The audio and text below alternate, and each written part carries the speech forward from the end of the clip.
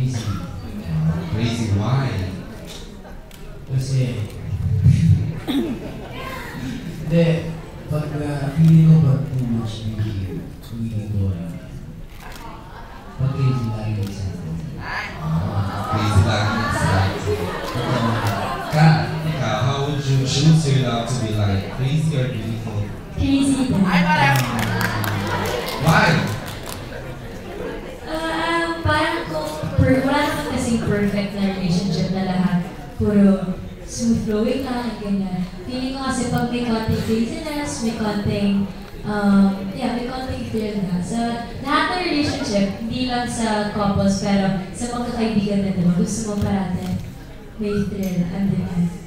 Isunod ko na rin, ano ang pinaka-crazy na nagawa niyo sa isa't isa? From the crazy beautiful you title. Sa amin na. Hindi ko sinubukan pa nakapagkain. Okay, sa kanila na lang. Okay!